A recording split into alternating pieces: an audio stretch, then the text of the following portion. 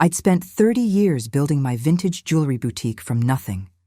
Every piece in my collection represented sweat, tears, and decisions that cost me sleep. When Richard died 4 years ago from a sudden heart attack during a business meeting, I thought I'd never breathe properly again. But I did.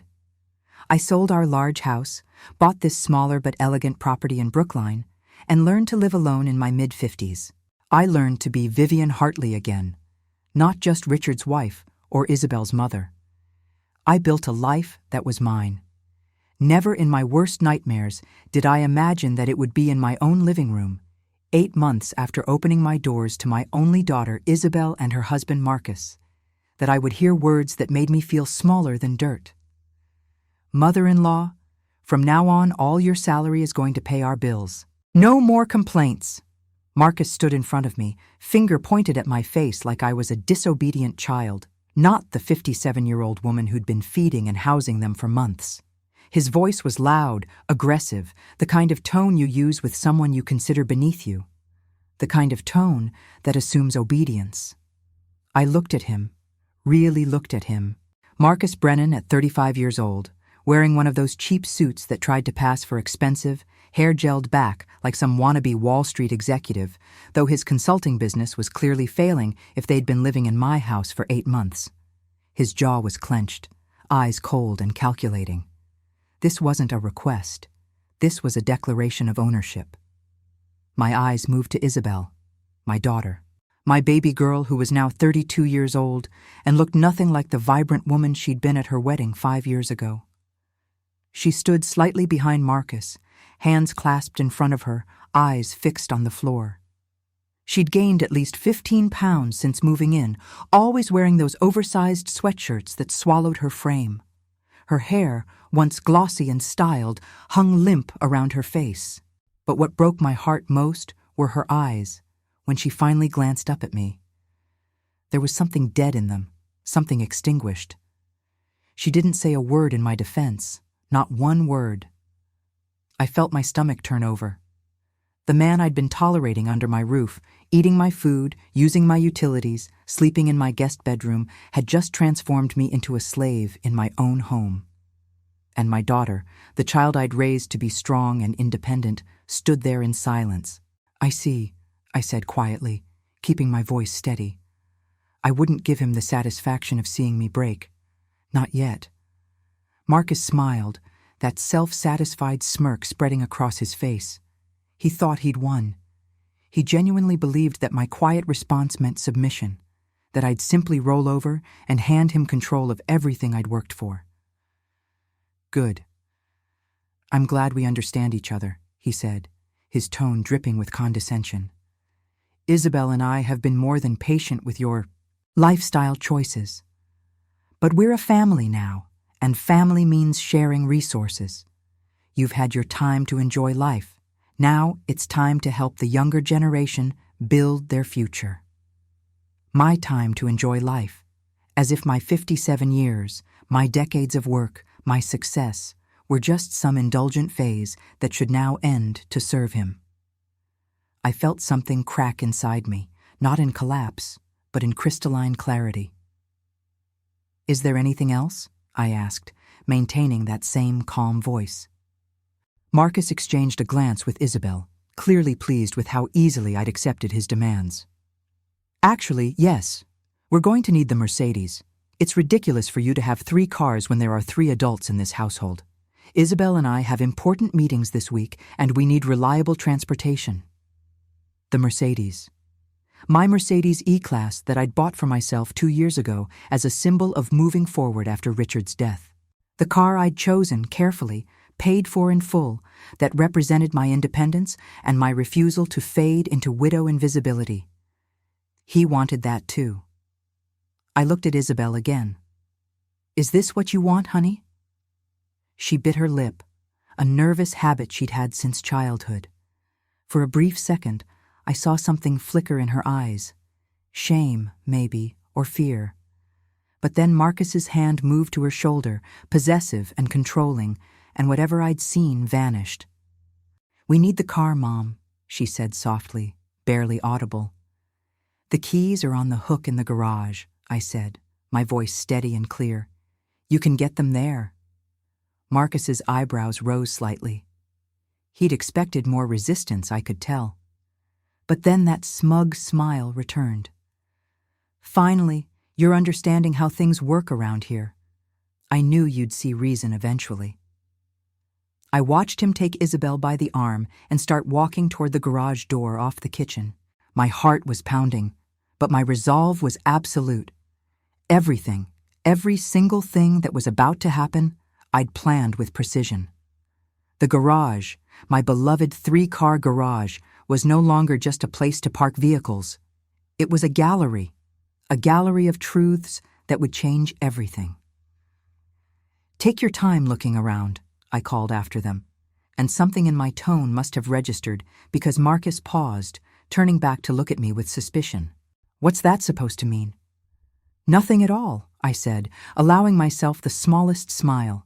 Just that the keys are definitely in there. You'll find them. They continued to the garage door. I heard Marcus's hand on the doorknob, heard the door swing open, and then I counted. 1, 2, 3. The silence that followed was deafening. Then Isabel screamed.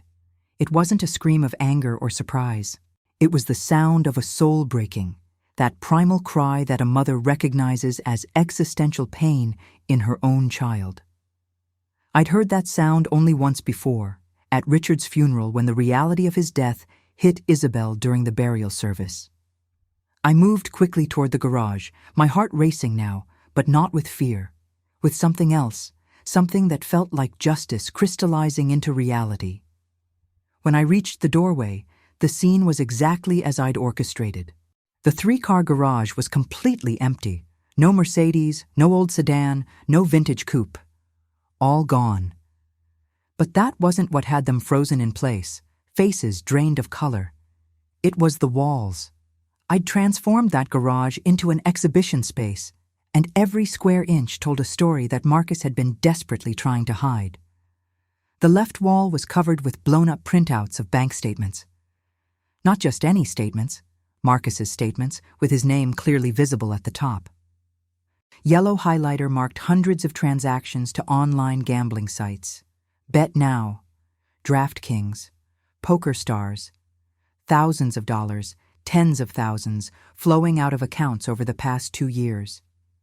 Below the statements were printouts from forums where he'd posted using his real name, discussing betting strategies, complaining about losses, bragging about wins that clearly never compensated for the hemorrhaging money. At the center of that wall was a single document that Thomas's private investigator had managed to obtain, a collection notice for $45,000 in gambling debts from what appeared to be a very unofficial source.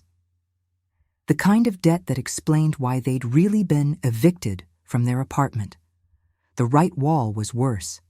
It was a timeline printed in chronological order of Isabel's deterioration. Photos I'd taken or found on her old social media. Isabel at her wedding, radiant and glowing, wearing a dress that showed off her healthy figure. Isabel 6 months later, slightly less vibrant. Isabel a year into marriage, noticeable weight gain, dark circles. Isabel 2 years ago, smile forced. Isabel last year, barely smiling. Isabel last month, hollow-eyed and defeated.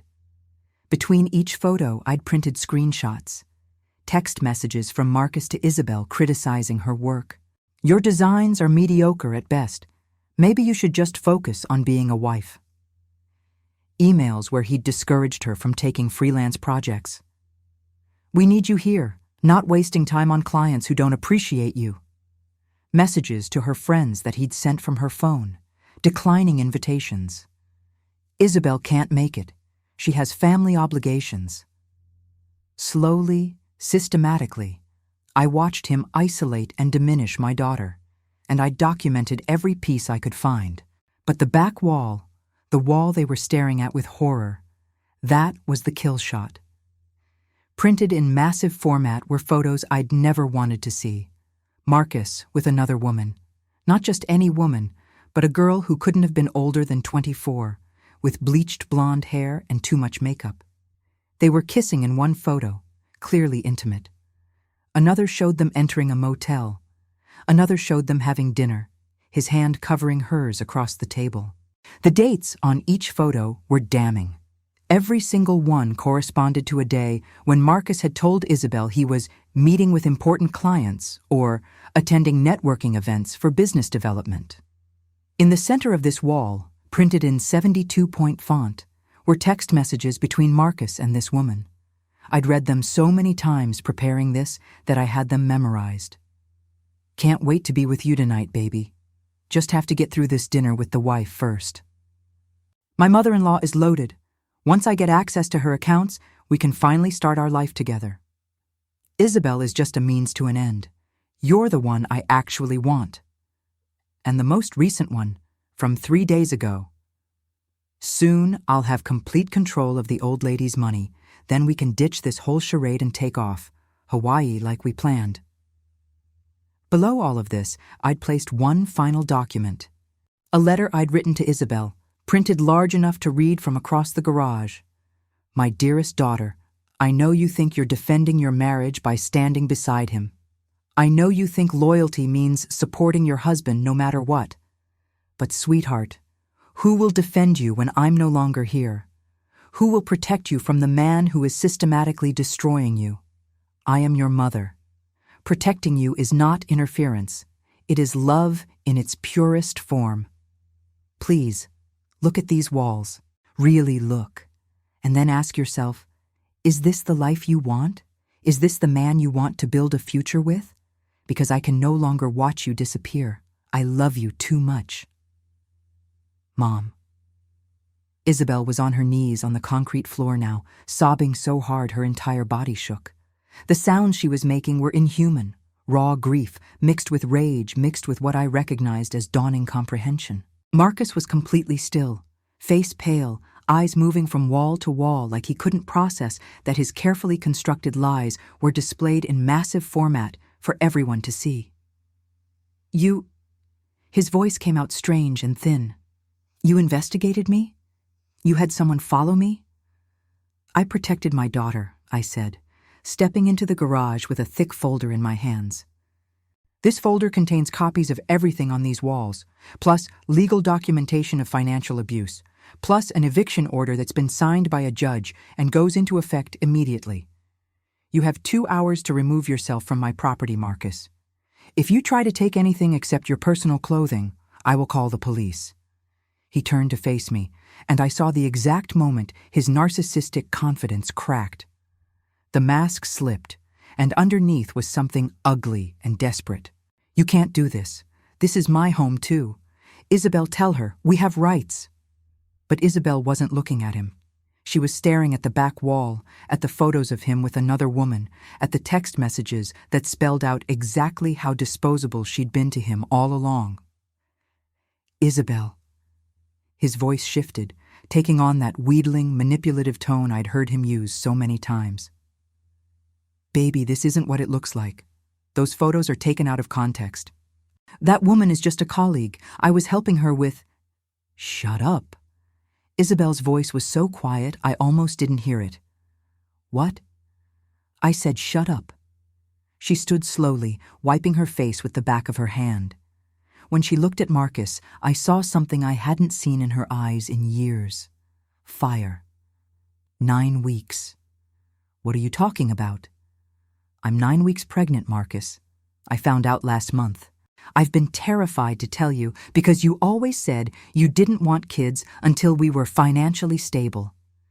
But I stupidly thought that maybe a baby would fix things, that maybe it would make you love me the way you used to pretend to when we first met." The silence that followed was crushing. I felt my heart stop. Pregnant. My baby girl was pregnant, and she'd been carrying that secret in fear. Marcus's face went through several expressions: shock, anger, calculation. "You can't be serious. We talked about this. I told you." "You told me a lot of things." Isabel cut him off, her voice getting stronger. "You told me I wasn't good enough, that my work was mediocre, that I should be grateful you married me. You told me I was lucky to have you, that no one else would want me. You made me feel so small, Marcus, so worthless, and I believed you. God help me, I believed you. She turned to look at me, tears streaming down her face again. Mom, I'm so sorry. I'm so sorry. You tried to tell me something was wrong. You tried to help me see it. But I was so deep in it, I didn't want to admit I'd made such a terrible mistake. I crossed to her, pulled her into my arms. She collapsed against me, and I held my daughter the way I'd held her when she was small and scared, when nightmares woke her up, when the world felt too big and frightening. It's okay, baby. It's okay now, I whispered into her hair. You're safe. You and the baby, you're both safe. This is ridiculous. Marcus's voice rose, aggressive again now that shock was wearing off. You can't kick me out. That's my child Isabel is carrying. I have rights, legal rights. You have the right to remain silent, said a voice from behind me. I turned to see Thomas, Richard's older brother, standing in the doorway with a police officer beside him. And I'd strongly suggest you exercise it. Thomas stepped forward, and I'd never been more grateful for family than in that moment. He'd been Richard's best friend, had warned me about Marcus from the beginning, had helped me plan every detail of this intervention. Officer Patterson here has copies of all the documentation Ms. Hartley has compiled regarding financial abuse and fraud, Thomas said, his voice calm and professional, the voice of a man who'd spent 40 years practicing law. We also have evidence of misuse of funds, gambling debts that cross state lines, and potential fraud charges related to misrepresentation on loan applications. Marcus Brennan, you're not just being evicted, you're being investigated. Marcus's face went from pale to red.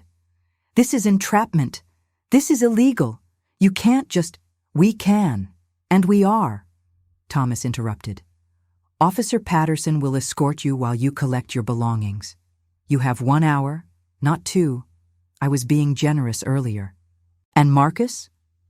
Thomas stepped closer, and though he was 60 years old, in that moment, he looked formidable.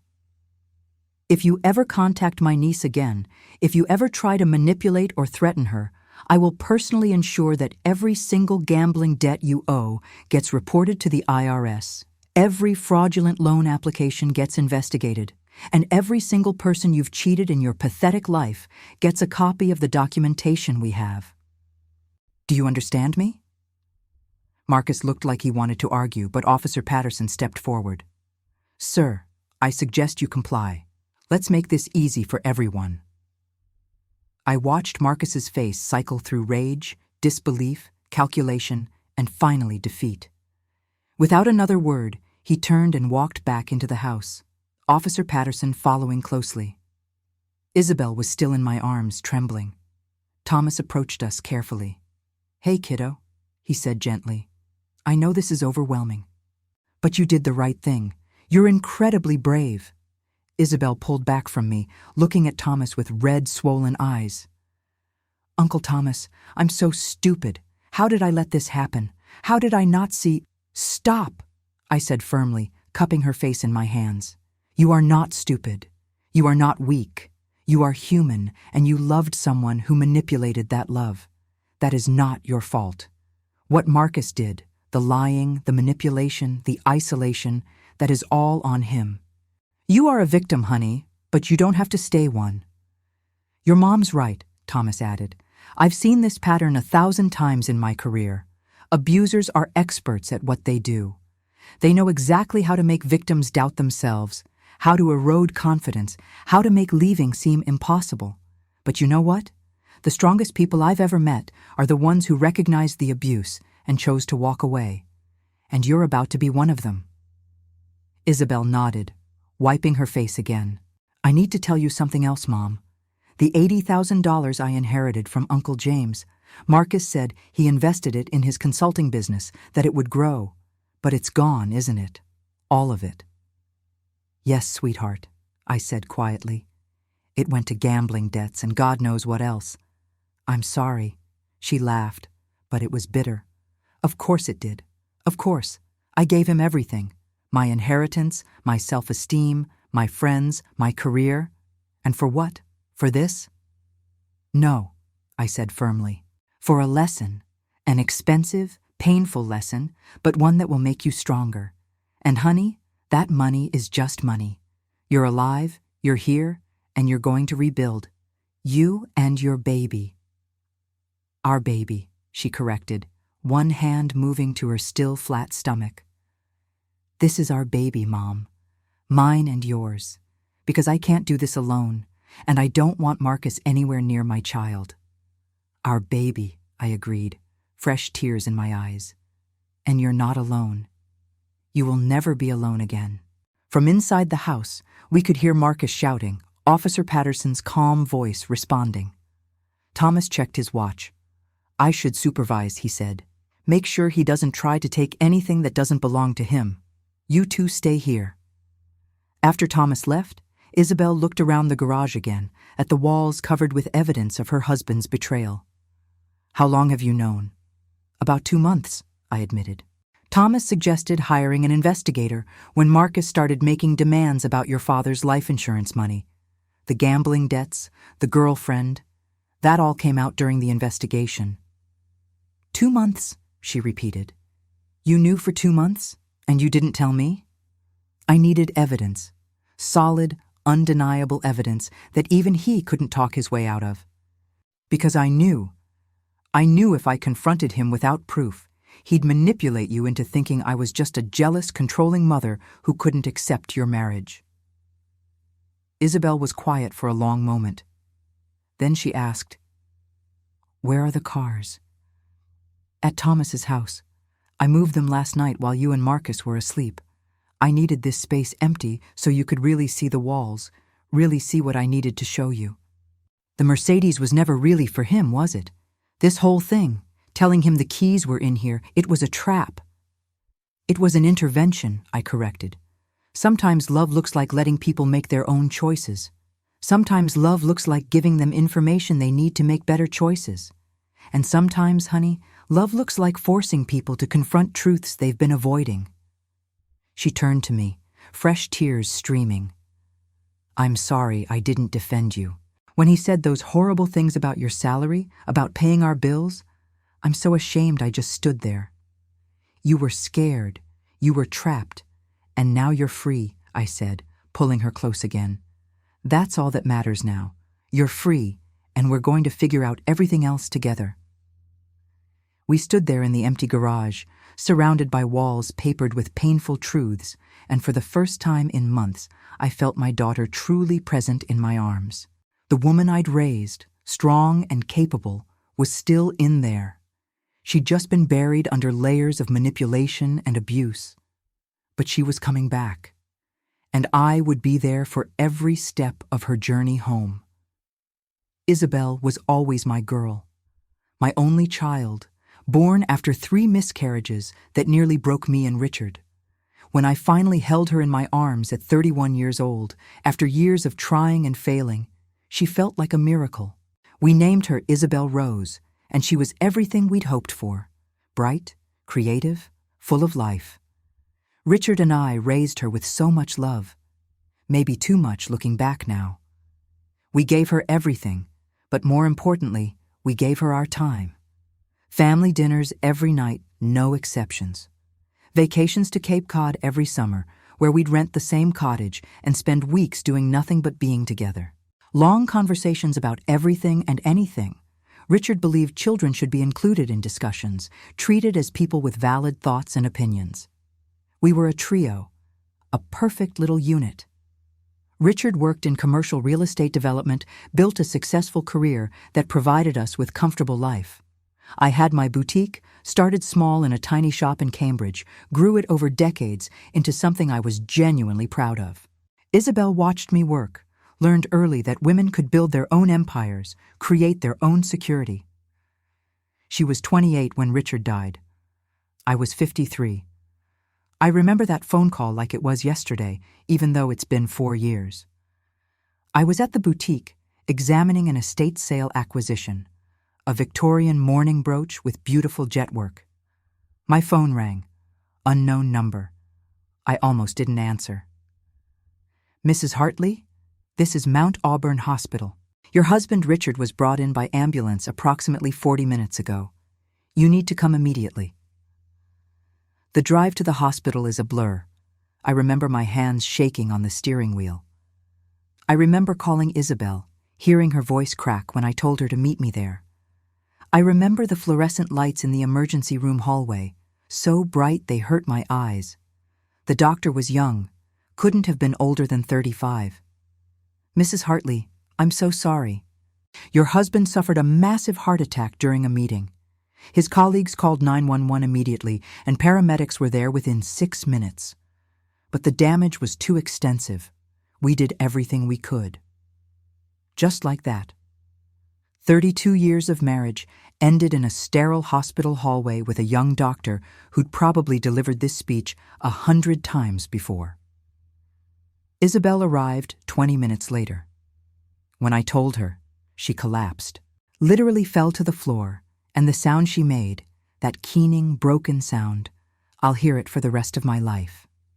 The nurses helped me get her to a chair, brought her water she couldn't drink, tissues she clutched but didn't use. The funeral was massive. Richard had touched so many lives through his work, his kindness, his genuine interest in people. The church was packed. Isabel stood beside me, holding my hand so tight I lost circulation. But I didn't pull away. We held each other up. After the burial, after everyone left, after the casseroles stopped appearing on my doorstep and the sympathy cards stopped filling my mailbox, it was just us. Isabel moved back home for 3 months. We grieved together, 2 women who'd lost the man we both loved beyond measure. But grief is strange. It's not linear.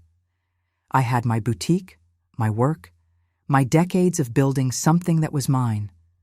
Work gave me purpose, routine, a reason to get out of bed even when everything hurt. Isabel didn't have that.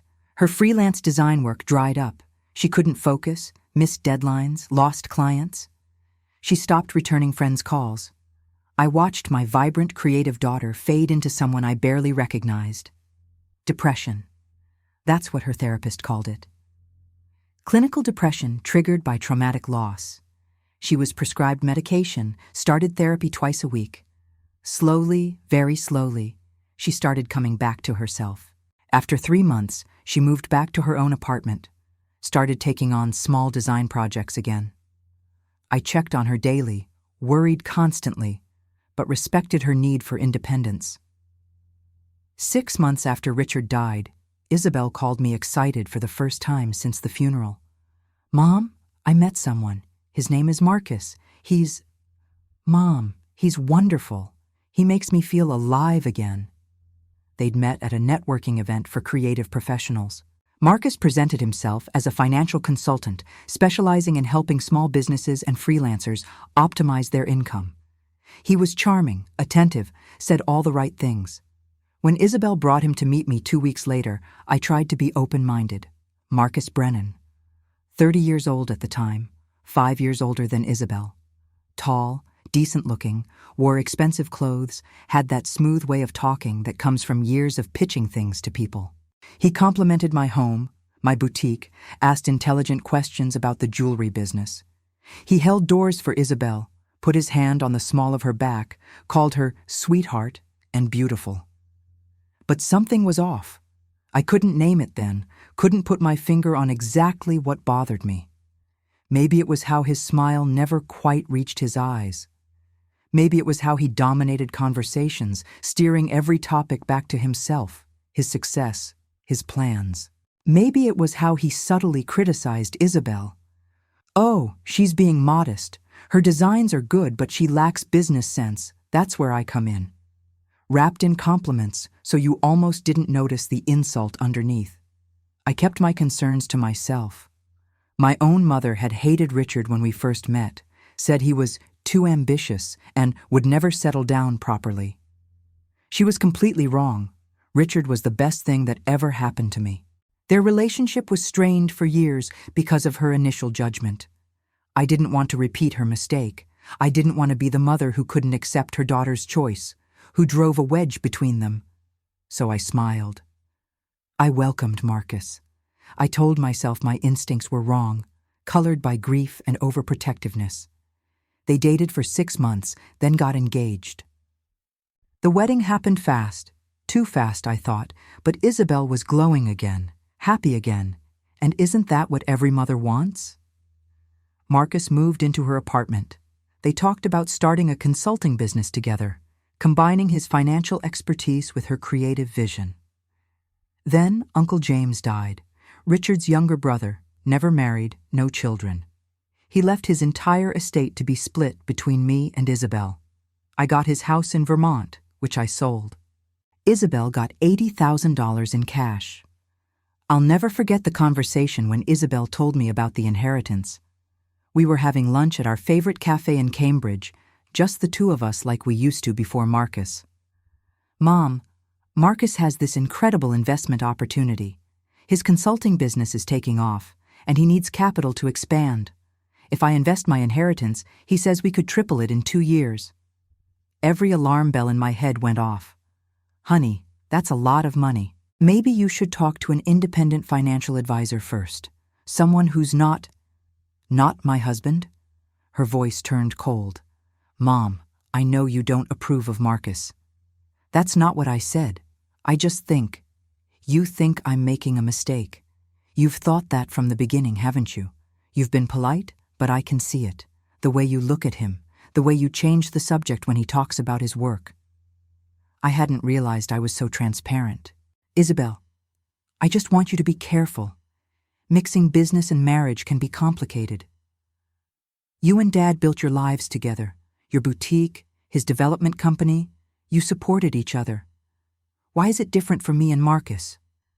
"Because Richard never asked me to hand over inherited money. Because Richard never made me feel small. Because Richard was genuine." But I couldn't say any of that without proving her point, without becoming the disapproving mother-in-law. "You're right," I said instead. "I'm sorry. It's your money, your decision.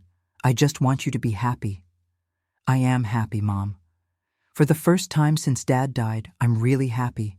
Marcus believes in me. He supports my dreams. Can't you just be happy for me too?" "I am, sweetheart. I am." But I wasn't. And I should have fought harder. I should have insisted she get independent advice. I should have trusted my instincts instead of my fear of repeating my mother's mistakes. The $80,000 disappeared in less than 18 months. Marcus's explanations were always smooth, always believable.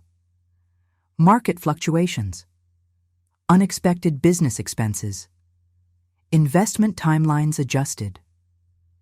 Isabel stopped talking to me about their finances, changed the subject when I asked how things were going. I started noticing other changes.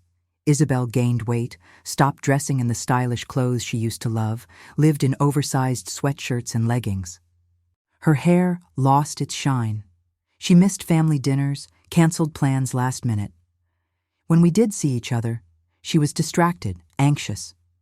Marcus was always texting her, calling her, needing to know where she was and when she'd be home. Her freelance career stalled. Clients she'd worked with for years started hiring other designers. When I asked about it, she said she was choosing to focus on building Marcus's business instead of taking on outside projects that took time away from their shared goals. Her friends started calling me.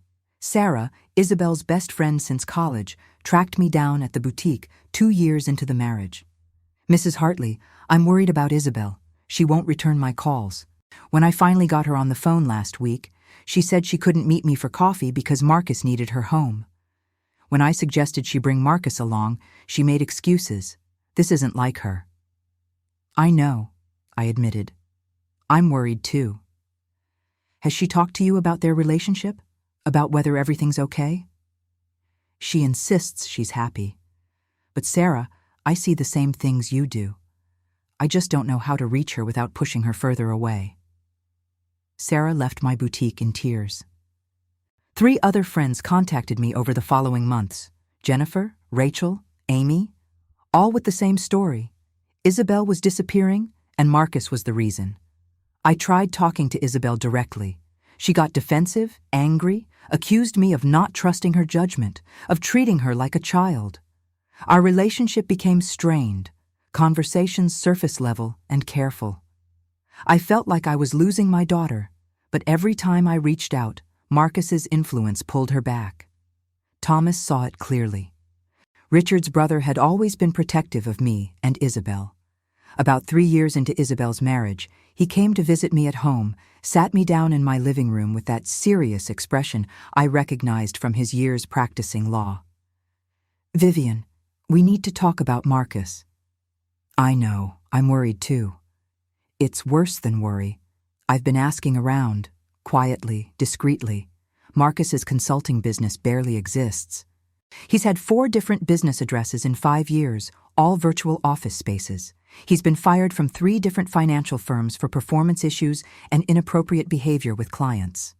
The man is a fraud, and he's systematically isolating and controlling Isabel. What do I do? Every time I try to help, she pulls away. You document everything. You wait for the right moment. And when that moment comes, you act decisively. Because, Vivian, men like Marcus don't stop. They escalate. And I'm afraid of what happens if we don't intervene." That conversation was a year ago. I started paying closer attention, keeping notes, saving screenshots of concerning social media posts. When Isabel and Marcus showed up 8 months ago, saying they needed to stay with me temporarily, my heart sank. But I said yes, because saying no meant losing access to my daughter completely. At least with them under my roof, I could monitor the situation, gather evidence, plan. The last 8 months have been hell. Watching Marcus systematically take over my home, treat me with increasing disrespect, isolate Isabel further. Watching my daughter fade more every day. Hearing his demands, his criticisms, his entitled attitude. But I was gathering evidence. Every conversation, every demand, every moment of financial abuse and emotional manipulation. Thomas put me in touch with a private investigator.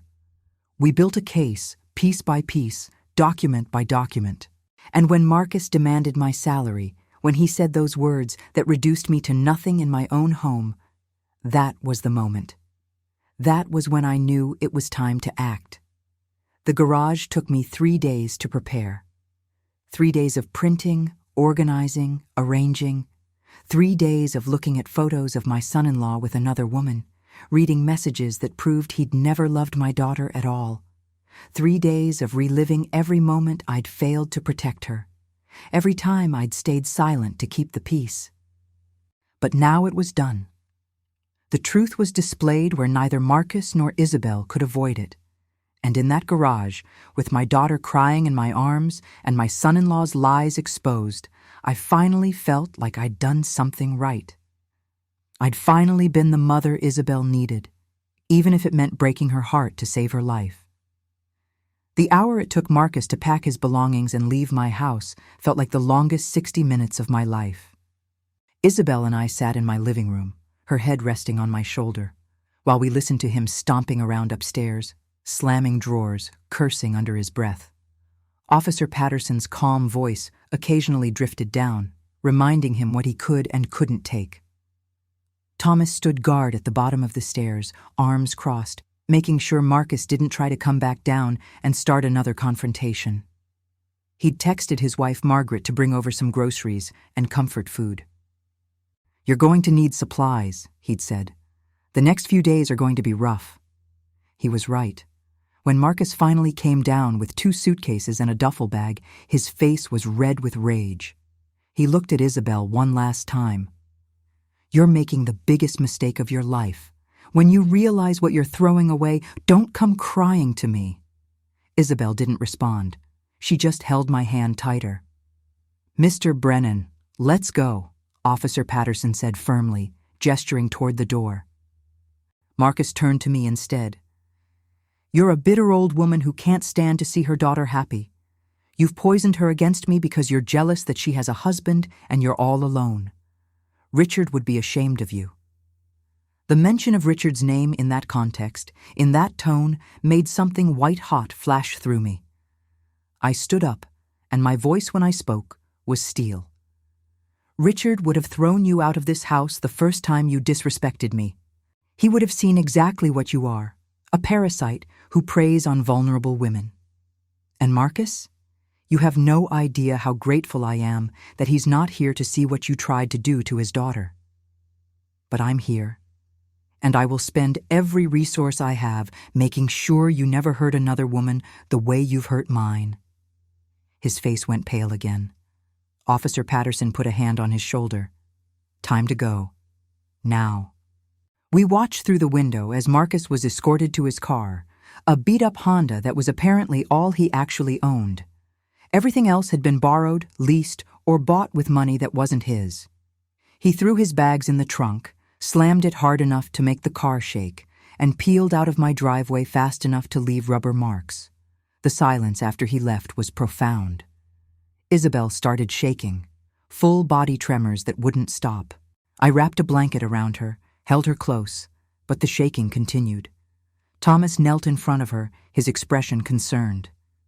"Isabel, honey, I need you to breathe for me. Slow breaths. In through your nose, out through your mouth." I can't breathe. What did I do? What did I just do?" "You survived," Thomas said firmly. "You just survived something that destroys a lot of people. But you're here. You're safe. And you're going to get through this." Margaret arrived 15 minutes later with bags of groceries and an overnight bag.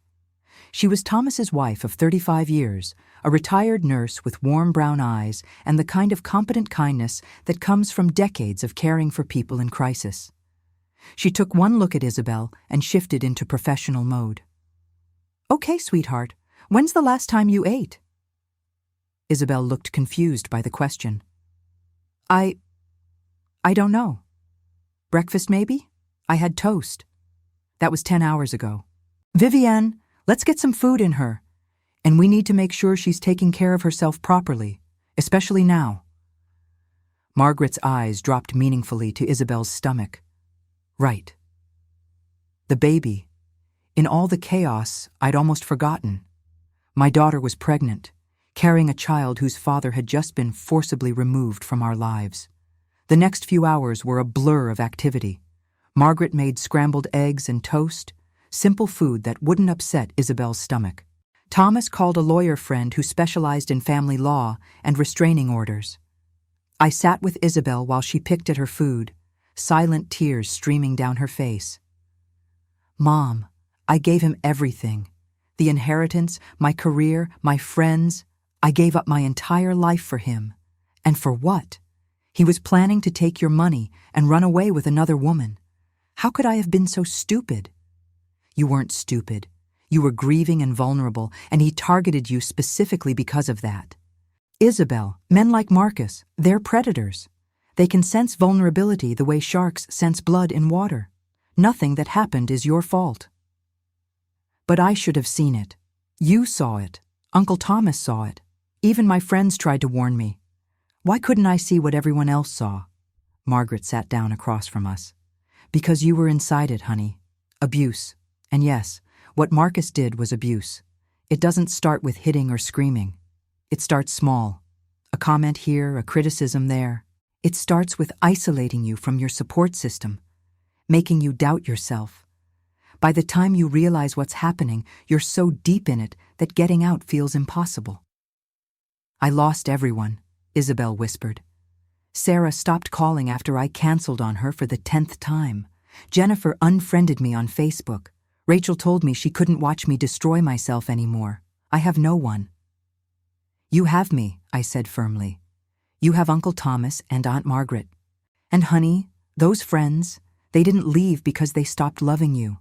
They left because watching someone they love be hurt and not being able to help is devastating. But they'll come back. Real friends come back when you're ready." "What if they don't? What if I've burned those bridges permanently?" "Then you build new bridges. But Isabel, I genuinely believe your friends will be there for you. Give them a chance." Thomas came back into the kitchen, phone in hand. "Okay, I've got us set up with Patricia Morrison. She's one of the best family lawyers in Boston. We have an appointment tomorrow at 10. We're going to file for divorce and get a restraining order immediately.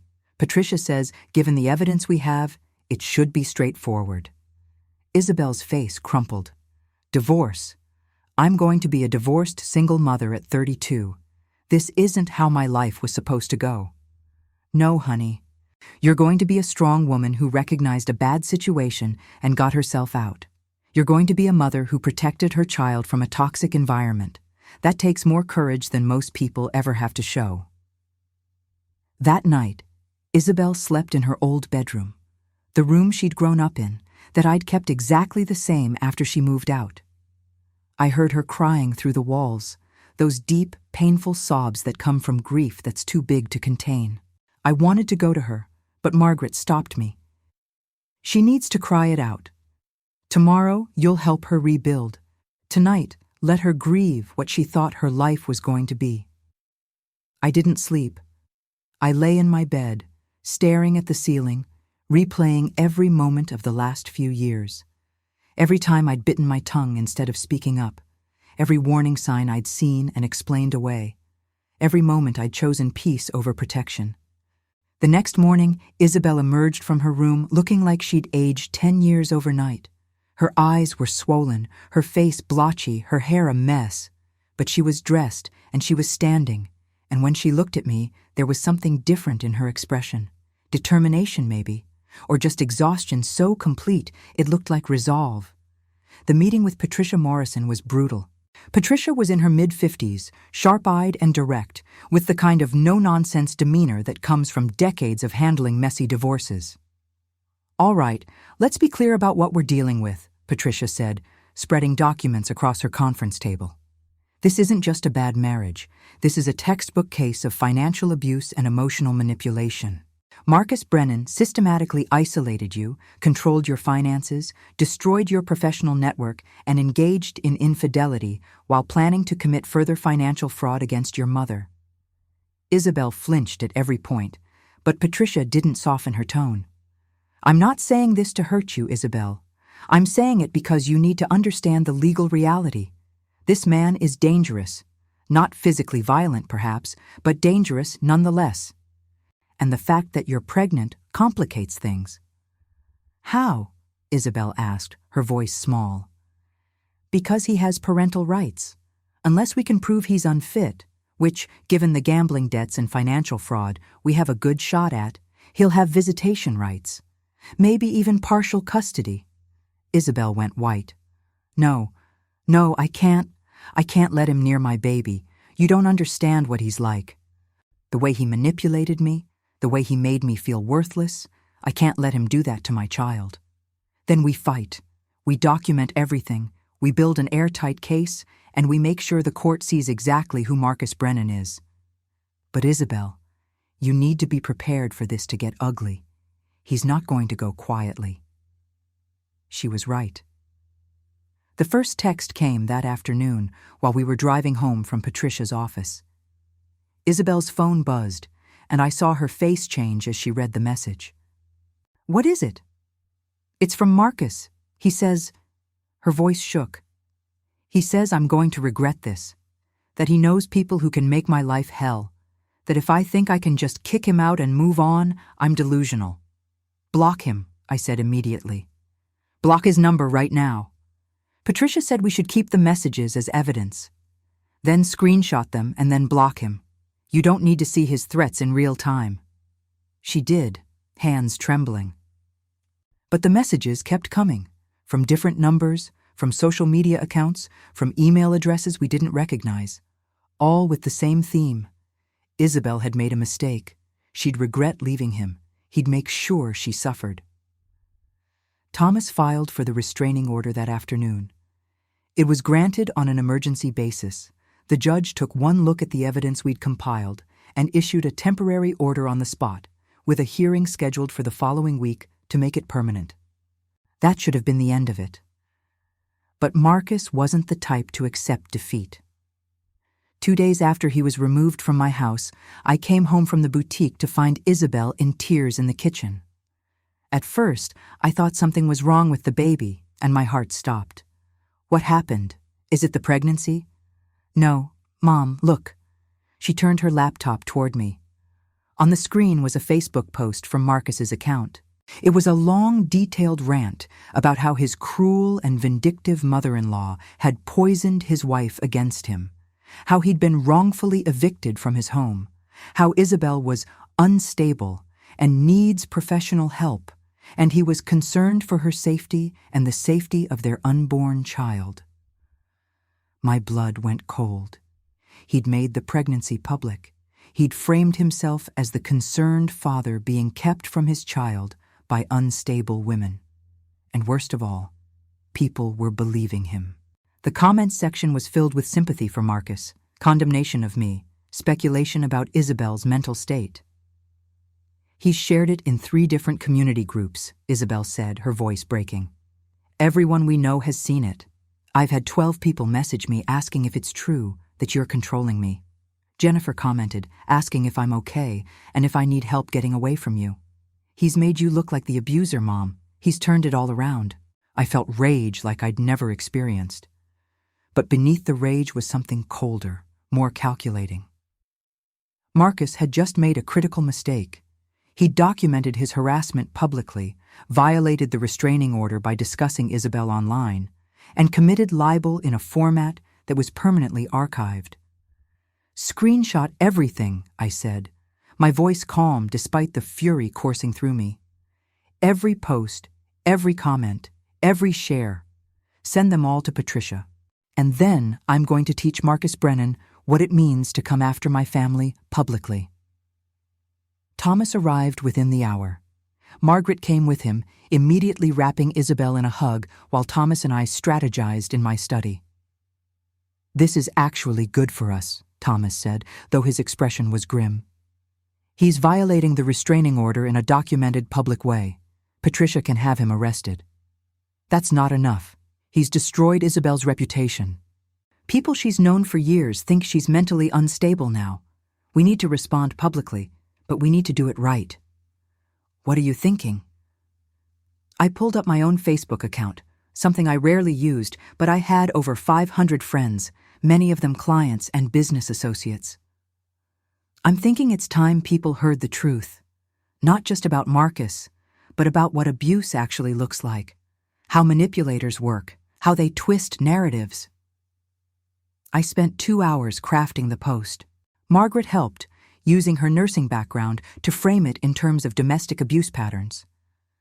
Thomas reviewed it for legal issues, and when it was done, when I was satisfied that it was clear and factual and impossible to dispute, I posted it. The response was immediate and overwhelming.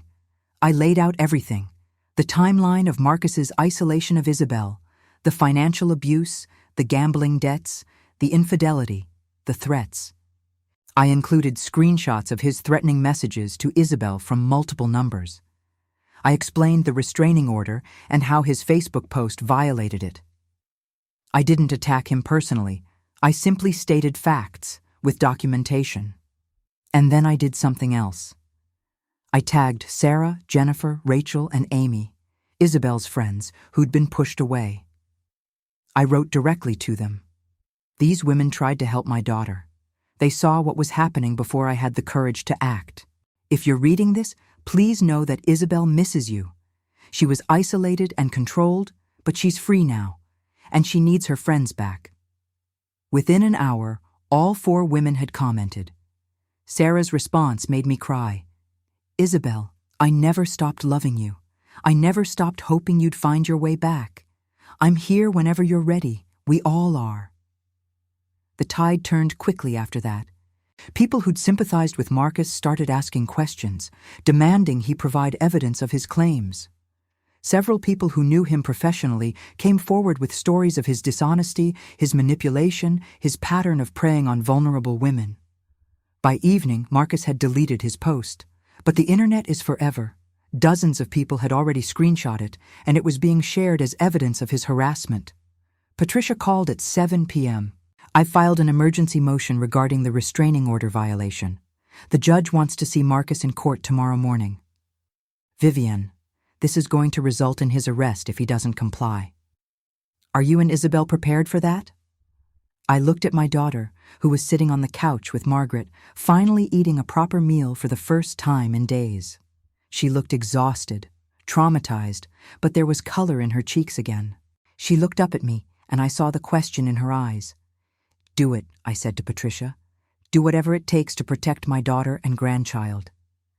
The next morning, Marcus was arrested for violating the restraining order. According to Patricia, he'd shown up belligerent and defensive, tried to argue with the judge, and made everything worse for himself. The judge extended the restraining order, added provisions about online harassment, and set a court date for the divorce proceedings. "He's going to fight for custody," Patricia warned. "Despite everything, despite all the evidence, he's going to claim parental rights. We need to be prepared for that battle." But something else happened that week that changed everything. Thomas's private investigator called with new information. Marcus's gambling debts weren't just to online sites. He owed serious money to some very unofficial sources, and those sources were getting impatient. 2 days after his arrest, Marcus was arrested again, this time for fraud related to a consulting contract where he'd taken $15,000 from a small business owner and provided no services. It turned out Marcus had been running the same scam for years. Take money up front for financial consulting, string the client along with promises and excuses, then disappear when they threatened legal action. He had victims in 3 states, and once one arrest made the news, others started coming forward. "Mom," Isabel said one evening, about 2 weeks after the garage confrontation, "I keep thinking about the baby, about whether I should even continue the pregnancy. Bringing a child into this mess, with Marcus as the father." My heart clenched. "Honey, that's your choice. Whatever you decide, I'll support you completely." "But what kind of life can I give a baby? I have no job, no money, no husband. I'm living in my childhood bedroom at 32 years old. How am I supposed to be a mother?" I took her hands in mine. "You have me. You have this house. You have safety and security and unconditional love. That's more than a lot of children have. But Isabel, if you're not ready, if you don't want this, there's no shame in that decision." She was quiet for a long time, hand resting on her still flat stomach. "I think I want to keep it, not because of Marcus, despite him, because this baby deserves better than to be defined by his father's failures. And because I think I can be a good mother. I just need to remember how to be a whole person first." "Then that's what we'll do. We'll help you become whole again, and then you'll be the mother your child deserves." The weeks that followed were a strange mix of healing and continued crisis. Isabel started therapy 3 times a week with a psychologist who specialized in domestic abuse recovery. She reconnected with Sarah, Jennifer, and Rachel, tentatively at first, then with increasing openness. They came over for coffee, brought baby magazines, promised to throw her a shower once she was ready. Her body started changing. The pregnancy became visible around week 14. She bought maternity clothes. Her choice this time, her style, not what Marcus would have approved of. She started sketching again, picking up the creative work she'd abandoned years ago. But Marcus wouldn't disappear. Even from jail, he'd been denied bail due to flight risk. He found ways to make his presence felt. Letters to Isabel that the jail screened but still forwarded. Messages through his public defender. Demands for paternity tests, for custody arrangements, for his rights as a father. "He's never going to stop," Isabel said one night, exhausted from another day of legal consultations. "Even if he goes to prison, even if he loses all parental rights, he's going to find ways to torment us. This is never going to be over." I didn't have an answer for that, because she might have been right. Men like Marcus, they don't accept defeat. They don't move on. They dig in. They fight. They make everyone around them as miserable as possible. But what Marcus didn't understand, what he'd never understood, was that we weren't fighting alone. We had resources, support, and most importantly, we had the truth on our side. And sometimes, just sometimes, the truth is enough. The turning point came on a Tuesday morning in late October, about 6 weeks after Marcus had been removed from my house. Isabel was 17 weeks pregnant, finally starting to show a small bump that she'd touch unconsciously throughout the day. We'd settled into a routine: therapy appointments, legal meetings, quiet evenings at home where she sketched while I worked on inventory for the boutique. I was at the kitchen table reviewing estate sale catalogs when my phone rang. Unknown number, but local area code. I almost didn't answer, but something made me pick up. "Mrs. Hartley, this is Detective Sarah Chen with the Boston Police Department, Financial Crimes Unit. Do you have a few minutes to talk?" My blood went cold. "Is this about Marcus Brennan?" "In a way, yes, but I'm actually calling about something bigger. Mrs. Hartley, are you aware that Marcus has been involved in a sophisticated fraud operation spanning multiple states?" I knew about the gambling debts and the consulting scam, but it's more extensive than that. We've been investigating him for 3 months since before his arrest on the restraining order violation. The fraud charges he's facing now, those are just the beginning. Mrs. Hartley, we believe Marcus has defrauded over 30 victims out of approximately $400,000 over the past 7 years. I sat down heavily. $400,000. 30 victims. My daughter's inheritance was one of many. We've identified at least 8 other women who were romantically involved with Marcus, all of whom lost significant amounts of money. The pattern is consistent. He targets recently widowed or divorced women with assets, gains their trust, convinces them to invest in his business ventures, then the money disappears into gambling debts and personal expenses. 8 other women, I repeated, feeling sick. He's done this 8 other times? That we know of. There may be more who haven't come forward. Mrs. Hartley, the reason I'm calling is that we need your cooperation. The evidence you and your brother-in-law compiled, the financial documents, the timeline, the private investigator's report, that's exactly the kind of detailed documentation we need to build a federal case. Federal? Wire fraud across state lines. It's a federal offense. If convicted, Marcus is looking at 10 to 15 years, possibly more. But we need victims to testify. We need people willing to stand up and tell their stories in court. I thought about Isabel upstairs, still fragile, still healing. My daughter is pregnant with his child. She's been through hell already. I don't know if she can handle testifying in a criminal trial. I understand, and I want to be clear. Her participation is voluntary. But Mrs. Hartley, if we can't build a strong enough case, Marcus will serve minimal time for the local fraud charges and be back on the streets in 2 to 3 years. Back out there, free to target other vulnerable women, free to potentially fight for custody of your grandchild from a position of freedom rather than incarceration. The weight of that settled over me. 2 to 3 years versus 10 to 15. Marcus walking free, manipulating other women, potentially gaining access to my grandchild.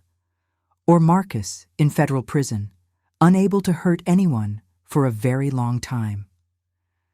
What do you need from us?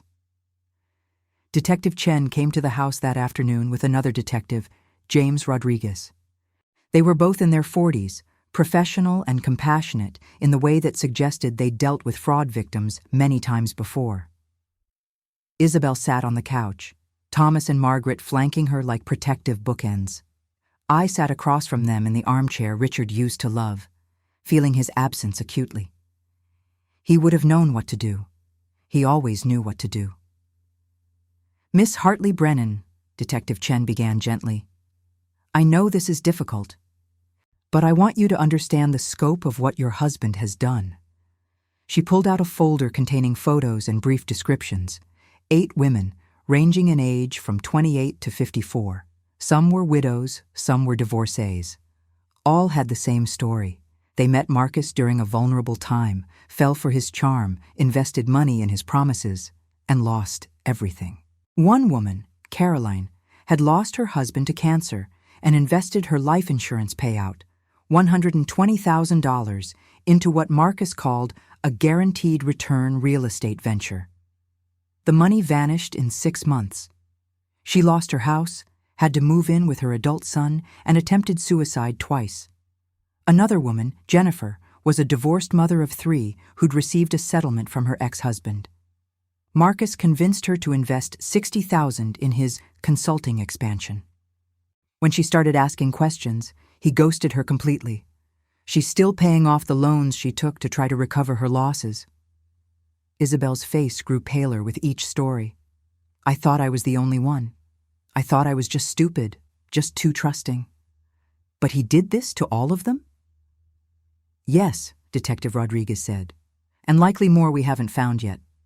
Marcus Brennan is what we call a serial con artist. He's refined his technique over years, knows exactly how to identify vulnerable targets, exactly what to say to gain trust. The girlfriend, I said suddenly. The woman in the photos, is she part of this? Detective Chen's expression darkened. Melissa Grant. She's been with Marcus for 3 years, knows exactly what he does, helps him identify targets, and maintain multiple relationships simultaneously. She's facing charges as an accomplice. 3 years. Marcus had been with Melissa for 3 years, which meant he was with her before he even met Isabel. Their entire relationship had been a con from the start. Isabel stood abruptly, hand pressed to her mouth, and ran to the bathroom. I heard her getting sick, heard the sound of her crying. Margaret followed her, murmuring soft comfort. Thomas spoke up, his lawyer voice firm and clear. What exactly are you asking my niece to do? We need her to testify about the timeline of her relationship with Marcus, about the financial abuse, about how he isolated her and controlled her finances. We need her to explain how he convinced her to hand over her inheritance. Her testimony, combined with the other victims and the documentation Mrs. Hartley has compiled, will establish a clear pattern of predatory behavior. She's pregnant and traumatized. When would this trial be? Preliminary hearings start in 3 months. The actual trial probably won't begin until spring, maybe early summer. That gives her time to prepare, time to work with her therapist, time to strengthen her resolve. Isabel came back from the bathroom, Margaret supporting her. She looked exhausted, but there was something new in her eyes. Anger. Real, genuine anger, not the defeated acceptance I'd seen for so long. How many of those women have agreed to testify? She asked. So far, 4. But they're scared, Miss Hartley. Scared of Marcus, scared of public exposure, scared of reliving their trauma in a courtroom. If you testify, if someone as articulate and credible as you stands up, it might give the others courage. Isabel looked at me, then at Thomas, then back at Detective Chen.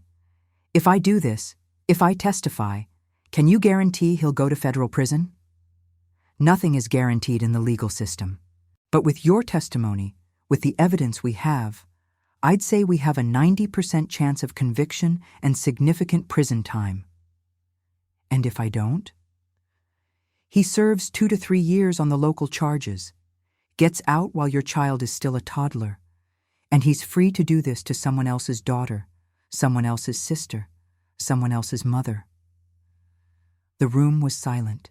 I watched my daughter process this impossible choice, relive her trauma publicly, or allow Marcus to potentially hurt others the way he'd hurt her. I'll do it, Isabel said quietly. Not for him. Not even for me. For those other women. For Caroline, who tried to kill herself. For Jennifer, who's still paying off loans. For whoever would have been next if he hadn't been caught. I'll testify. Detective Chen smiled, genuine warmth in her expression.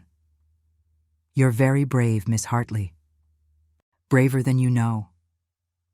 After the detectives left, after Thomas and Margaret went home, promising to return tomorrow to discuss legal strategy, Isabel and I sat in the living room in the growing darkness.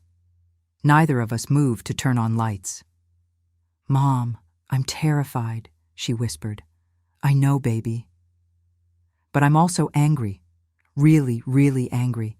He took everything from me. My money, my confidence, my friends, my career, everything. And he was doing it to other women at the same time. He was running multiple cons simultaneously, and I was just one of his victims. You're not just anything. You're a survivor who's choosing to fight back. She turned to look at me, tears reflecting what little light came through the windows. What if I can't do it? What if I get up on that witness stand and fall apart? Then you fall apart and you get back up. Isabel, courage isn't the absence of fear, it's feeling the fear and doing it anyway. You've already done the hardest part. You got away from him. Everything else is just details. She laughed, but it was bitter. Just details. Like testifying in federal court about how I let a man manipulate me for 5 years. Like admitting to a jury that I was stupid enough to hand over my inheritance to a con artist. You weren't stupid. You were kind and trusting and grieving. Those aren't character flaws, honey. Those are human qualities. Marcus exploited them, but that doesn't make them wrong to have. We sat in silence for a long time. Finally, Isabel spoke again, her voice stronger now. I want to meet them, the other women, the ones who are testifying. I want to hear their stories. I want them to know they're not alone either. And that's when I knew my daughter was going to be okay. Not today, not tomorrow, but eventually. Because she wasn't just thinking about her own pain anymore. She was thinking about justice, about community, about preventing future harm. She was thinking like a survivor, not a victim, and that made all the difference. The federal trial began on a cold morning in April, 5 months after Detective Chen first contacted us. Isabel was 7 months pregnant now, her belly round and prominent under the navy blue maternity dress we'd chosen specifically for court. Professional, modest, impossible to ignore. The baby had become real to both of us over the winter months. We'd painted the nursery together, bought tiny clothes, picked out a name. Charlotte Rose, after Richard's mother and Isabel's middle name. I held Isabel's hand as we walked up the courthouse steps. Thomas was on her other side, and behind us came the other women, Caroline, Jennifer, Diana, and Rachel.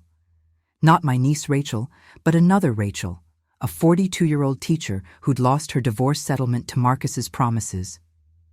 We'd met several times over the winter months, these women who'd all fallen victim to the same man.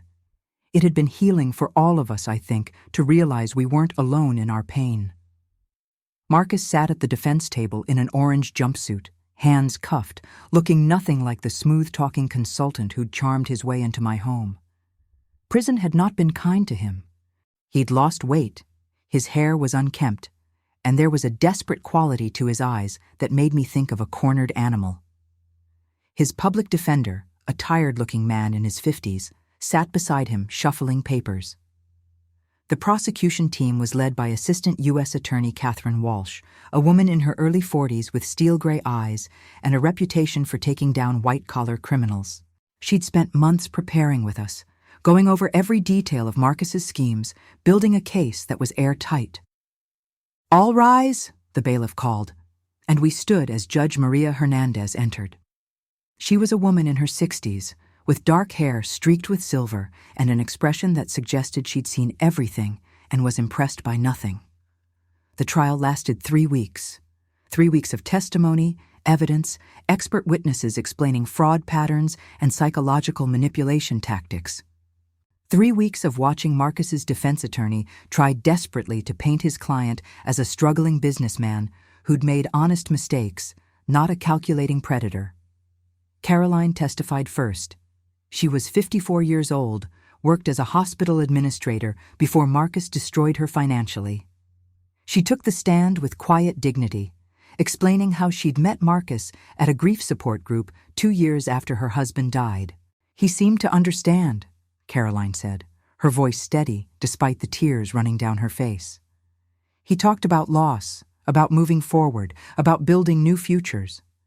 When he suggested I invest my life insurance payout in his real estate venture, it felt like he was helping me, like he cared about my future." "And how much did you invest?" Catherine Walsh asked.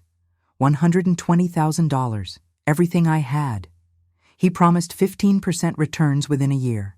He showed me spreadsheets, contracts, financial projections. It all looked legitimate.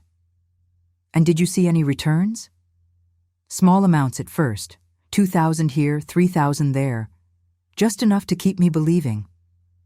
But after 6 months, when I asked to see detailed accounting, Marcus became evasive. Then he stopped returning my calls. When I finally tracked him down, he said the project had failed, that my money was gone, that these things happen in business. Marcus's attorney objected multiple times, claiming Caroline's testimony was prejudicial. Judge Hernandez overruled him each time, her expression growing increasingly impatient. Jennifer went next. She was 39, a mother of 3, had met Marcus on a dating app a year after her messy divorce. He was everything my ex-husband wasn't, Jennifer testified. Attentive, complimentary, interested in my life.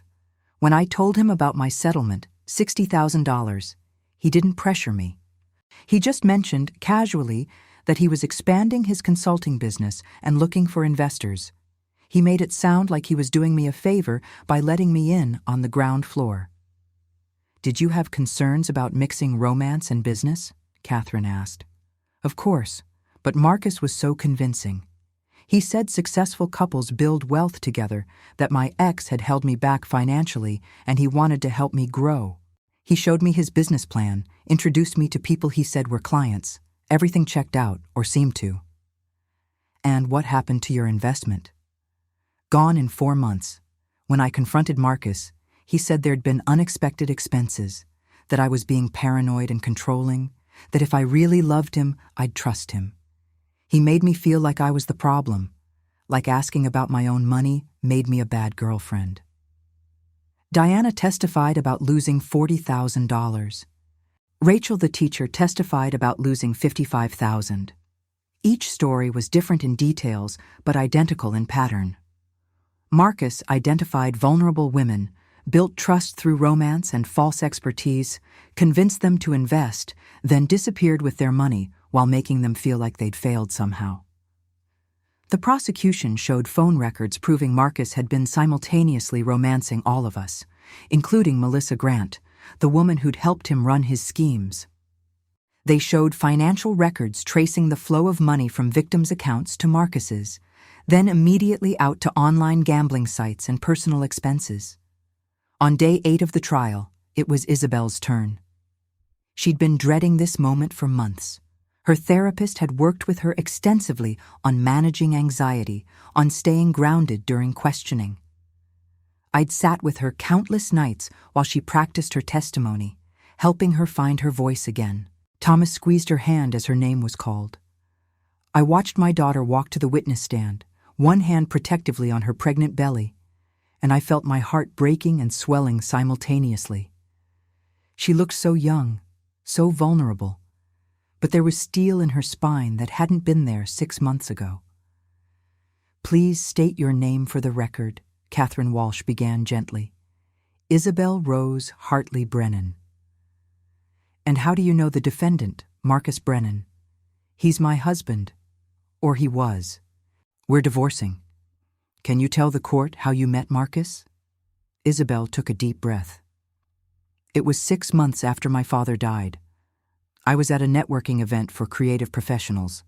I was still grieving, still trying to figure out how to live without my dad. Marcus approached me, started a conversation about loss and moving forward. He seemed kind, understanding, safe. Her voice cracked on that last word. Safe. The cruelest lie of all. Catherine walked Isabel through the timeline. Their courtship, the quick engagement, the marriage, then the inheritance from Uncle James. When you received $80,000, what did Marcus suggest? He said he had investment opportunities in his consulting business. He showed me spreadsheets, talked about growth potential, said we could triple the money in 2 years. He made it sound like we were building our future together. Did you have reservations? Yes. My mother suggested I talk to an independent financial advisor. But Marcus... Isabel paused, gathering herself. Marcus said my mother didn't understand modern business, that she was stuck in old-fashioned thinking. He made me feel like trusting him was proof that I loved him, and questioning him meant I didn't believe in our marriage. So you invested the money? All of it, every penny. And did you see returns? Small amounts at first, like the other women described, but then nothing. When I asked about it, Marcus got angry. He said I was being controlling, that I didn't understand how business worked, that pressuring him was hurting our relationship. He made me feel guilty for asking about my own money. Catherine entered financial records into evidence, showing the trail of Isabel's inheritance. Miss Hartley, can you explain what happened to your career during your marriage? This was the part Isabel had struggled with most in practice, admitting how thoroughly Marcus had dismantled her professional life. I was a freelance graphic designer with steady clients before I met Marcus, but he started criticizing my work, saying my designs were mediocre. He'd schedule things during my client meetings, then make me feel guilty if I chose work over him. He'd look at my emails and tell clients I was too busy to take their projects. Gradually, my business disappeared. I went from making $4,000 a month to nothing. Did Marcus encourage you to work? No. He said I should focus on supporting his business instead of wasting time on my hobby. That's what he called my career, a hobby. What about your friends and family? Isabel's voice broke completely now. He isolated me from everyone. He'd pick fights before I was supposed to meet friends, make me feel guilty for choosing them over him. He criticized my mother constantly, said she was controlling and manipulative. He monitored my phone, my email, my social media. By the end, I had no one. Just him. And you're currently 7 months pregnant? Yes. When did you tell Marcus about the pregnancy? I didn't. I was too scared. He'd always said he didn't want children, that we couldn't afford them. I was terrified of how he'd react. When did he find out? The day my mother confronted him about everything. The day she showed us the evidence of his affairs, his gambling, his lies. I told him then, in the garage, I thought... Her voice cracked. I stupidly thought maybe a baby would make him want to change, would make him love me the way I'd convinced myself he did. And what was his reaction? Nothing. No joy, no concern, nothing. He just looked at me like I'd created another problem for him to deal with. Marcus's attorney tried to discredit Isabel during cross-examination, suggesting she was bitter about the divorce, that she was exaggerating Marcus's control, that the pregnancy was making her emotional and unreliable. But Isabel held firm. When the attorney suggested she'd willingly given Marcus the money and was now having buyer's remorse, she looked him dead in the eye. I didn't willingly give him anything. I was manipulated by someone who targeted me specifically because I was vulnerable. He saw a grieving woman and he exploited that grief for financial gain. That's not buyer's remorse. That's fraud. The courtroom was silent. Even the defense attorney seemed momentarily at a loss. On day 15, Marcus himself took the stand. His attorney had advised against it, but Marcus's narcissism wouldn't allow him to stay silent. He needed to tell his version of events, needed to convince everyone he was the victim. It was a disaster. Marcus claimed he was a legitimate businessman who'd faced unfortunate market conditions. He claimed the women had known the risks involved in investing. He claimed their relationships had been genuine, that he'd cared about all of them, that the timing of multiple relationships was complicated but not criminal. Catherine Walsh destroyed him methodically. She showed phone records of him texting Melissa about specific targets by name. She showed gambling site records proving he'd taken investors' money and immediately gambled it away. She played a recording, legally obtained through a wiretap during the investigation, of Marcus laughing with Melissa about how easy it was to play desperate widows and divorcees. These women are so lonely, they'll believe anything you tell them, Marcus's voice came through the courtroom speakers. You just have to make them feel special for 5 minutes, and they'll hand over their bank accounts. I watched Isabel's face as she heard this. Watched the last remnants of any feeling she might have had for him die completely. Around us, the other women were crying quietly. Caroline had her head in her hands. Marcus tried to claim the recording was taken out of context, but the damage was done. The jury had heard him, in his own words, describe his victims with contempt, admit his methodology, laugh about their pain. The prosecution rested on day 17. Closing arguments came 2 days later. Catherine Walsh addressed the jury with quiet intensity. Ladies and gentlemen, this case is about a predator who systematically targeted vulnerable women for financial gain. The defense wants you to believe Marcus Brennan was simply a businessman who made mistakes. But the evidence shows something very different. It shows a man who developed a refined technique for identifying, manipulating, and exploiting women in crisis. He didn't just take their money, he took their dignity, their confidence, their futures. Caroline lost her home. Jennifer is still in debt. Diana developed severe anxiety. And Isabel. Catherine gestured to where my daughter sat, visibly pregnant. Isabel lost 5 years of her life, her career, her inheritance, and her ability to trust. This is not business. This is predation. And it needs to stop here, with you, today. The defense's closing argument was weak, grasping at technicalities. Marcus's attorney argued that bad business decisions weren't criminal, that romance didn't equal fraud, that the women had been willing participants. Judge Hernandez's instructions to the jury were clear. They needed to determine whether Marcus had knowingly defrauded victims with intent to deceive. Wire fraud required proof of deliberate deception using electronic communications across state lines. The jury deliberated for 6 hours. We waited in a small room off the main corridor. Thomas paced. Margaret knitted. Isabel sat perfectly still, both hands on her belly. The baby was active, kicking frequently now, and I watched my daughter's face soften each time she felt movement. "Whatever happens," Isabel said quietly, "Charlotte is going to know her grandmother fought for her, that her mother fought for her, that we didn't let him win. He's already lost, honey. Even if the verdict goes wrong, which it won't, he's already lost. You got away from him. You're building a new life. That's victory." When the bailiff called us back, my heart was pounding so hard I could barely breathe. We filed back into the courtroom. Marcus sat rigid at his table, face pale. The jury filed in, none of them looking at him, which I'd heard was a good sign. "Has the jury reached a verdict?" Judge Hernandez asked. "We have, Your Honor." "On the charge of wire fraud, how do you find?" "Guilty." The words seemed to echo. Isabel grabbed my hand so tight I lost circulation, but I didn't care.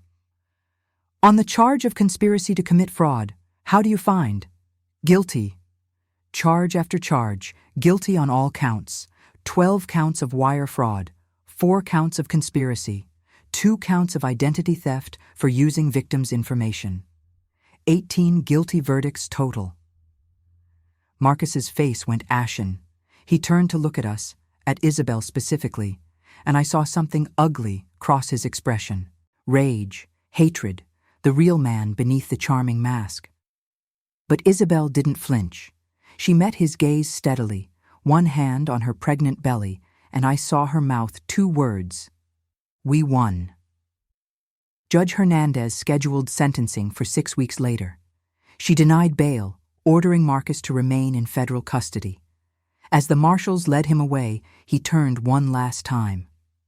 "This isn't over," he called out. "I'm the father of that child. I have rights. This isn't over." But it was. And we all knew it. Outside the courthouse, the other women gathered around Isabel. Caroline hugged her carefully, mindful of the pregnancy. Jennifer was crying. Diana squeezed her hand. Rachel stood beside us all, and together we faced the news cameras that had been following the trial. Catherine Walsh made a brief statement about justice being served, about the importance of victims coming forward. Then she stepped aside, and to my surprise, Isabel stepped forward. "My name is Isabel Hartley," she said, her voice clear and strong. "I was married to Marcus Brennan for 5 years. He took my money, my confidence, and nearly took my future. But he didn't win. None of us." She gestured to the women beside her. "None of us let him win. If you're in a relationship where someone controls your finances, isolates you from loved ones, makes you feel worthless, that's not love. That's abuse. And there's a way out. There's always a way out. We're proof." We drove home in silence, Isabel exhausted in the passenger seat. When we pulled into the driveway, she looked at the house, her childhood home, her sanctuary, and smiled. "I want to move out, Mom. Not right away, but eventually. I want my own place again. I want to prove to myself that I can do it." "You can, honey. Whenever you're ready, you can. But I want you close. I want Charlotte to know her grandmother. I want her to see what a strong woman looks like, so she never settles for a man like Marcus." I helped her out of the car, and we walked into the house together. The nursery waited upstairs, painted a soft yellow with white trim. The crib Richard's brother Thomas had built sat ready. Charlotte's future waited, and it was bright. Charlotte Rose Hartley was born on a warm evening in late May, 6 weeks after the trial ended, and 2 weeks before Marcus's sentencing hearing. Labor started at 3 in the morning, and by the time we got to the hospital, Isabel was already in active labor. I stayed with her through every contraction, every push, every moment of pain and fear and triumph. When they placed that baby in Isabel's arms, when I watched my daughter look at her child for the first time, I saw something I hadn't seen in years. Pure, uncomplicated joy. Charlotte had Isabel's nose and Richard's blue eyes. She was perfect. "Hi, baby girl," Isabel whispered, tears streaming down her face. "I'm your mama, and I promise you'll never doubt that you're loved. You'll never doubt that you're enough. You'll never settle for less than you deserve." I stood beside the bed, one hand on Isabel's shoulder, looking at my granddaughter. Richard should have been here for this. He should have been here to meet Charlotte, to hold her, to spoil her the way grandfathers do. But he wasn't, and we'd learned to carry that absence without letting it destroy us. "She's beautiful, honey," I said, my own tears falling freely. "She's absolutely perfect." "Mom, will you hold her, please?" I took Charlotte carefully, this tiny 7-pound bundle who represented hope and new beginnings. She made a small sound, her little fist waving, and I fell completely in love. This was my grandchild, mine to protect, mine to love, mine to help raise into a woman who would never tolerate what Isabel had endured. Thomas and Margaret arrived an hour later with flowers and a teddy bear that was almost as big as the baby. Sarah, Jennifer, Rachel, and Amy came that evening, bringing gifts and tears and promises to be part of Charlotte's village. The room was full of love, full of support, full of the family and friends that Marcus had tried so hard to take from us. "You did it," Sarah told Isabel, holding Charlotte with practiced ease. She had 3 kids of her own. "Look at what you did. You got away from him. You testified. You brought your daughter into a safe, loving environment. Isabel, you're amazing." 2 weeks later, we were back in court for sentencing. Isabel had to bring Charlotte. She was breastfeeding and couldn't leave her for long. I held my granddaughter in the courtroom while Catherine Walsh presented her sentencing recommendation. "Your Honor, Marcus Brennan represents a unique danger to society. He is a serial predator who spent years perfecting techniques to identify and exploit vulnerable women. The psychological damage he's caused is immeasurable. Caroline attempted suicide twice, Jennifer lost her home, Diana developed PTSD, Isabel lost 5 years of her life, and $80,000 she'll never recover. And these are just the victims we know about. Your Honor, the prosecution recommends the maximum sentence, 15 years in federal prison with no possibility of early parole." Marcus's attorney argued for leniency, claiming his client had mental health issues, gambling addiction, that he needed treatment, not punishment. He pointed to Isabel holding Charlotte in the gallery, claiming Marcus had a right to know his daughter. Judge Hernandez listened to everything, her expression impassive. Then she spoke, and her voice was ice. "Mr. Brennan, in my 23 years on the bench, I have seen many criminals. I've seen people who committed crimes of passion, of desperation, of circumstance. You are not one of those people. You are a calculating predator who targeted vulnerable women with precision and deliberation. You didn't just steal money. You stole dignity, confidence, and years of these women's lives. You showed no remorse during this trial. Even now, you show no understanding of the devastation you've caused." She paused, looking directly at Marcus. "Your attorney suggests you have a right to know your daughter. Mr. Brennan, you forfeited any parental rights when you chose to defraud and manipulate her mother. That child deserves better than you could ever provide. On 18 counts of fraud, conspiracy, and identity theft, I sentence you to 15 years in federal prison to be served consecutively with restitution to all victims in the full amount of their losses plus damages. Additionally, I am terminating your parental rights to the minor child, Charlotte Rose Hartley.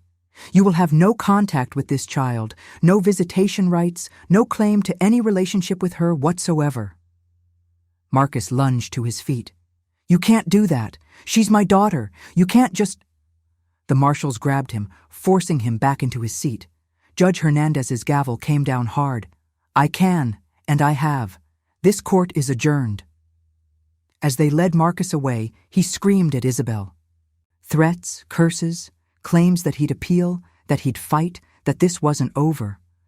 But his voice faded as they took him through the doors, and then there was just silence. Isabel was crying, but they were tears of relief. "It's really over. Mom, it's really over. Yes, baby, it's really over." We walked out of that courthouse for the last time, Charlotte sleeping peacefully in her carrier, unaware that her life had just been protected by law, that the man who'd hurt her mother would never get the chance to hurt her. The months that followed were about healing and rebuilding. Isabel started taking on design clients again, working from home while Charlotte napped. Her old clients came back, and new ones found her through word of mouth. She was talented. She'd always been talented. She just needed the freedom to use those talents again.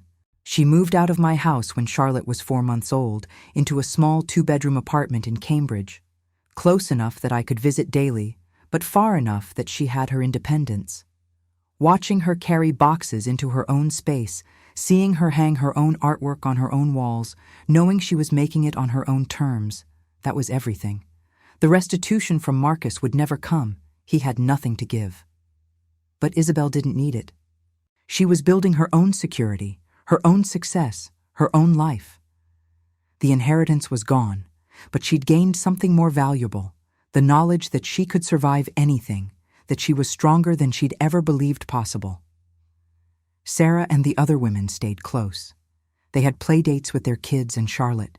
They had girls' nights where Isabel could be herself, could laugh without fear, could talk about her experiences without judgment. She'd lost those friendships for years, but they'd come back stronger than before. Thomas and Margaret were constant presences, the grandparents Charlotte would actually know. Thomas taught her to grab his finger when she was just weeks old, promised to teach her to throw a baseball when she was older. Margaret knitted endless blankets and sweaters, spoiled Charlotte shamelessly. The boutique thrived. I'd weathered the storm of the trial, the publicity, the stress, and come out stronger. I hired an assistant, started planning to expand into online sales.